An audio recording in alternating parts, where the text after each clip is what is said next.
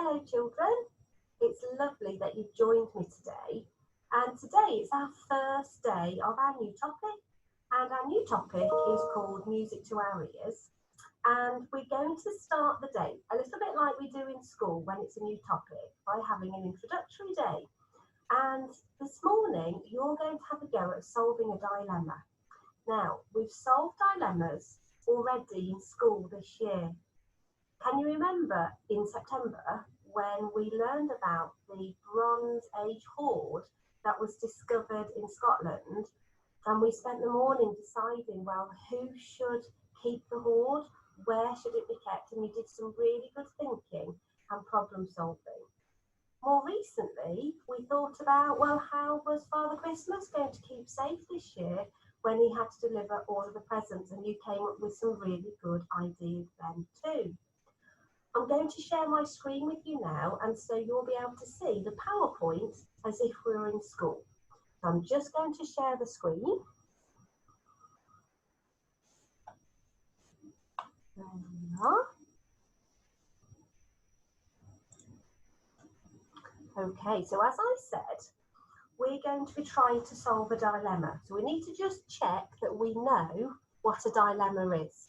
So a dilemma is a difficult situation or a problem, just like in the last few that we've done in school already. Now, today's dilemma is about a fictional boy called Pia Gint. Now, fictional means that it's been made up by an author. And I'm going to show you an illustration of Peer Gynt. Here it comes. Peer Gynt, you see my cursor, it's this little boy here.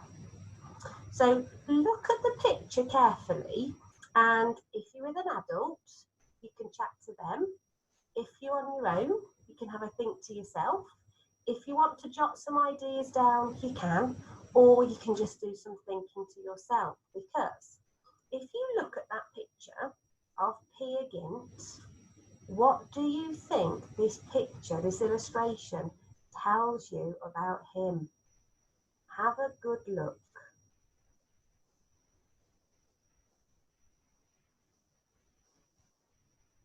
I wonder what you're thinking. Let me tell you what I think. I think if we have a look here, the fact that he's obviously got a bowl of water or something, and he seems to have tipped it out, I think he might be a bit of a careless person. I've also noticed, I don't think he's doing something too nice. I think he's squirting perhaps some of the water that's come out of that bowl. I think he's squirting it. And by the look of that man's face here, who looks like he might be a bit of a carpenter or woodcutter, he doesn't look too pleased. So I wonder whether Peer Gynt might be a mischievous sort of boy. I wonder what you thought. Right, now, the story of Peer Gynt involves a mountain, and this might be what the mountain looked like. And again, I'm just going to ask you to think about some questions for you to chat to an adult about, or just to have a little think to yourself to get those brains warmed up and getting those ideas going. So look carefully at that drawing of that mountain. There's lots of interesting things and strange things that I can see there. So what can you see? Talk to a grown-up or just think to yourself.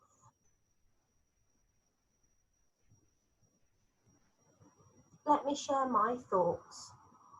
I can see a very tall mountain because I can see the peak, the summit of the mountain is peeping out through the clouds.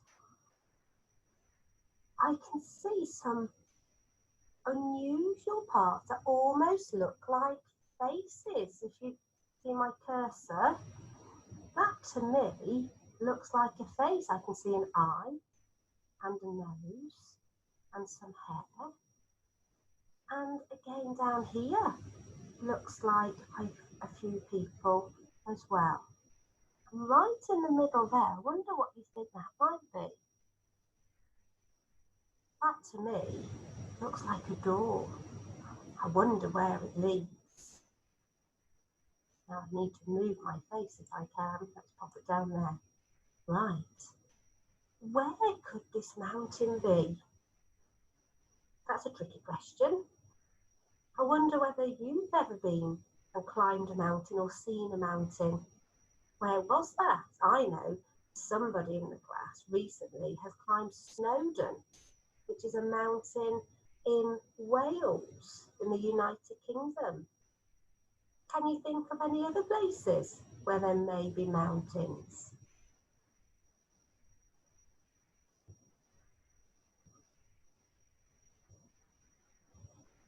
I wonder what else you know about mountains. If you've been to one, what's it like perhaps at the bottom? What's it like if you've managed to ever climb to the peak, to the summit of the mountain? Again, have a think about anything you might know about mountains that might help us when we have to solve our dilemma. Or let's start using our imagination with the next question. What might lie at the foot of the mountain?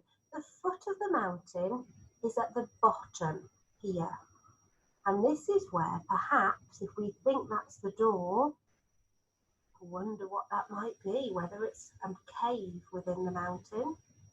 You have another little think about what else might lie at the foot of this mountain. There might be things that we can't see hidden around the rocks. Use your imagination. What might be right at the top of a mountain? And I know somebody has climbed to the top of Snowdon. They might be able to think about what was it like right at the top there. I wonder what it would be like if you were in this part where the clouds are. What would it be like then? So I mentioned that these look like faces to me, like figures. I wonder what figures they might be. Who might they be? Why might they be there? And the final thing to think about is if you think they are figures, might they be real? Have a think. Do you think you are? They are? If you do, why? If you don't think they're real, tell somebody why you don't think they're real. So hopefully you've had a really good think and you've been able to use your imagination about this mountain where part of the story takes place. Now I'm going to show you what the real mountain looks like today. And here it is. Looks very different, doesn't it? These photographs have been taken during the day. And you can see as well that the photographs have been taken, I think, in different seasons. This one here where you've got this lady who's walking, she can see the grass and she can see the lakes. So I think this might be perhaps spring or summer or autumn. Whereas this photograph here, you can see that the mountain is full of snow.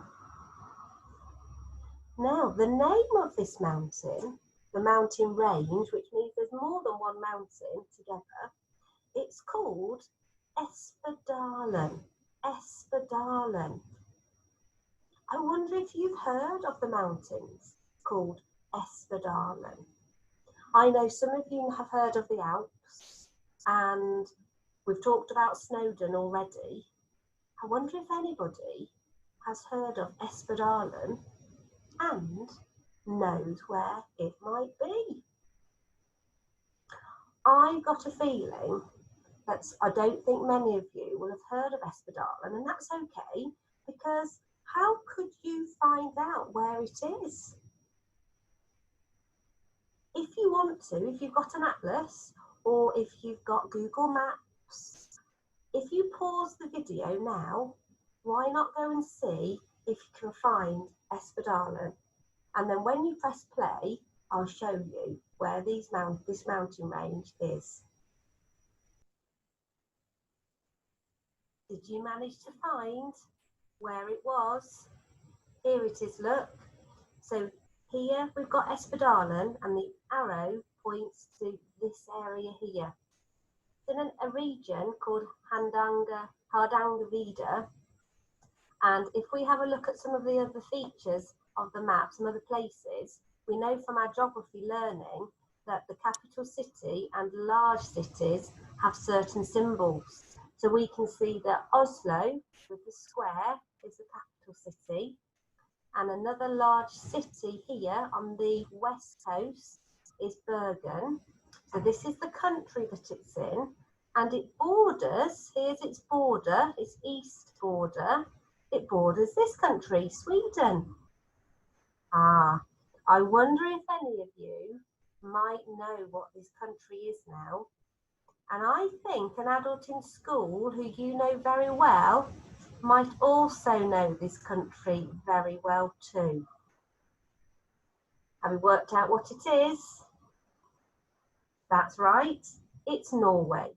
Norway, the country where Mrs. Moss grew up in when she was little.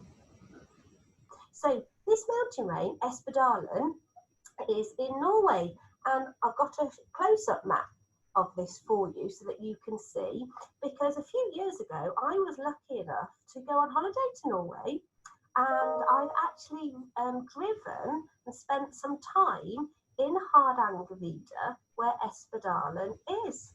I stayed in a town called Skien, just here, look, just south of Oslo, and we spent a few days driving along this road, and then once we got here it was smaller roads that you can't see, and we drove all the way through the mountains. I don't know whether I actually went through or over or past Espadalen because I hadn't heard of it until I read the story.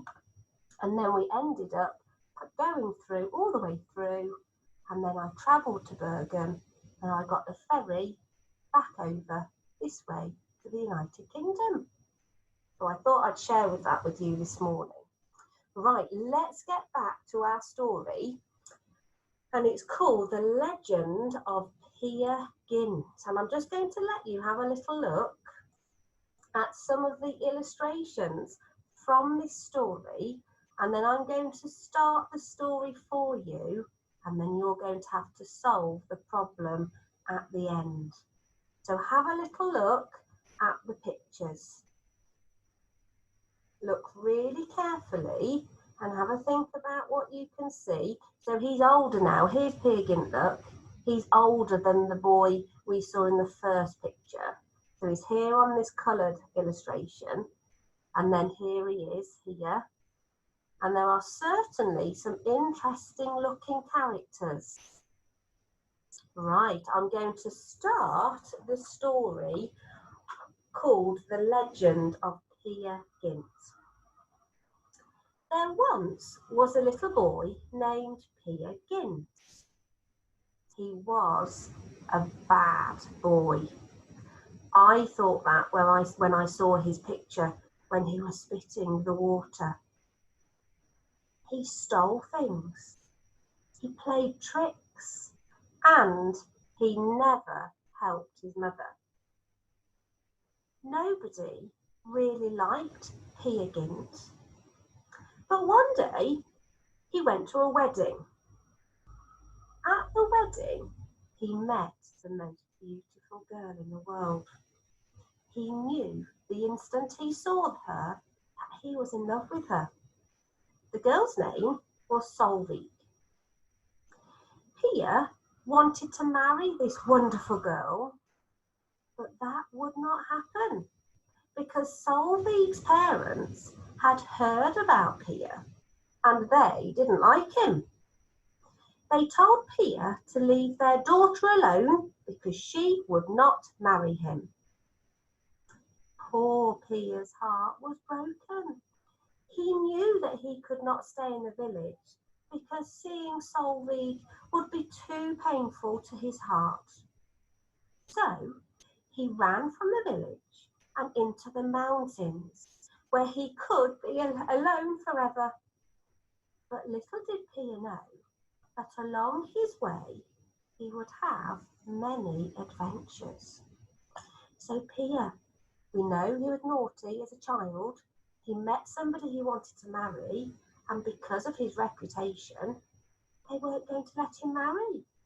His heart was broken, so he decided to run away to the mountains that we've just looked at.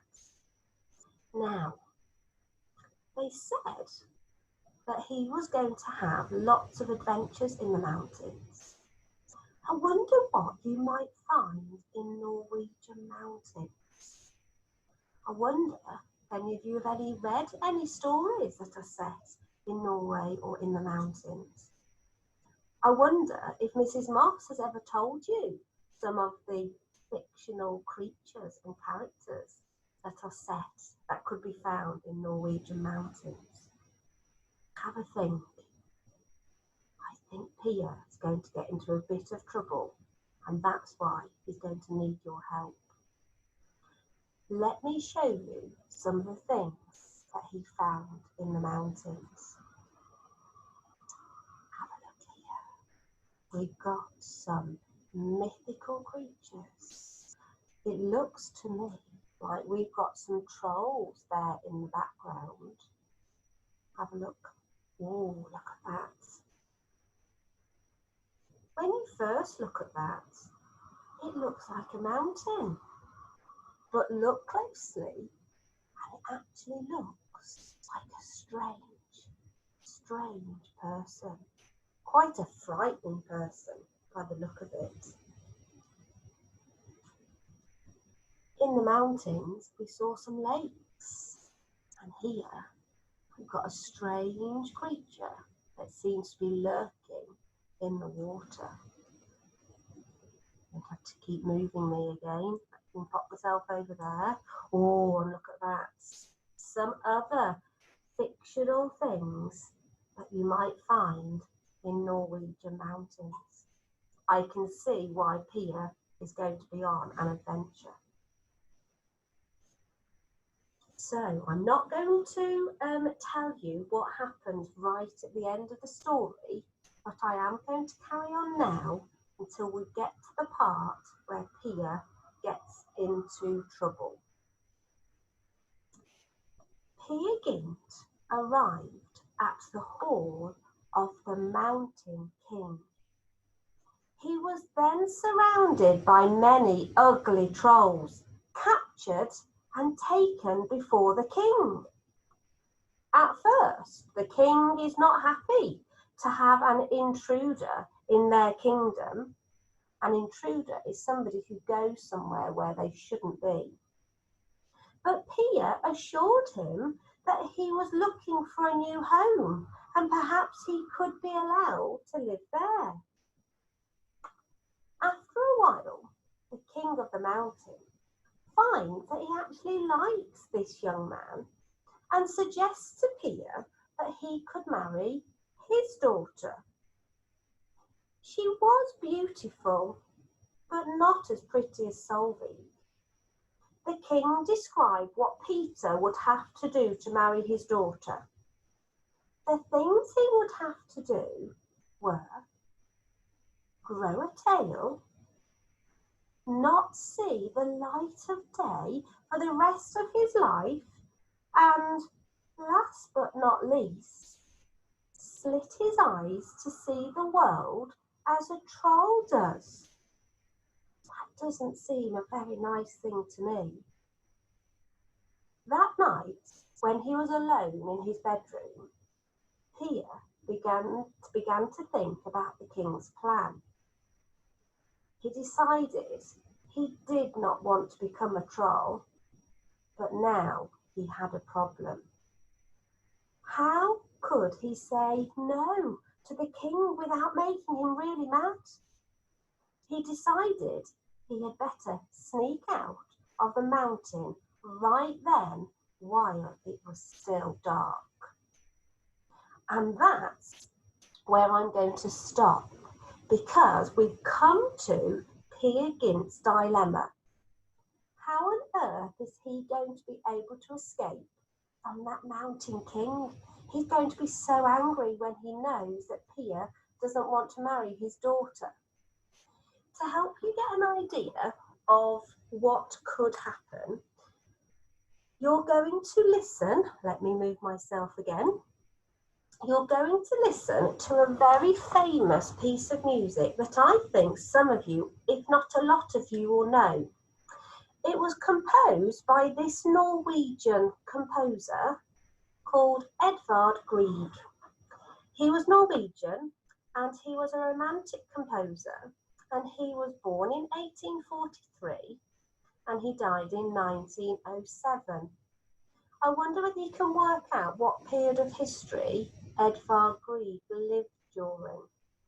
Have a think, try and imagine that timeline in our classroom. That's right, it's a Victorian time. And the piece of music is called The Hall of the Mountain King, the king that Pia is trying to escape from. And this piece of music accompanies the part where Pia is about to escape. So, if you go back to your home learning sheets, there is a link to the piece of music that I would like you to listen to. And it starts off as Pia is trying to tiptoe out of his house and escape.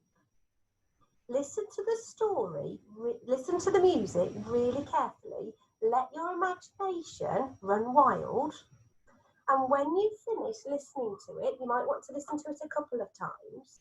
Your learning today is to write the end of your story.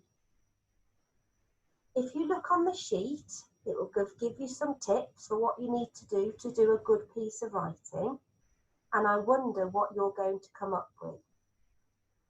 So you'll need to use your yellow literacy book that was in your pack that you collected from school last week.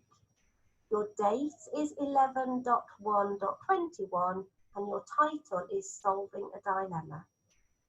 I'm really going to look forward to hearing what your ideas were for helping Pia escape from the mountain. I wonder what interesting ideas you'll have. Enjoy writing your stories, and when we do register tomorrow morning via Zoom, I'll tell you how Pia's dilemma was solved. Bye-bye for now, everybody. Work hard and enjoy writing the end of the story. Bye-bye, children.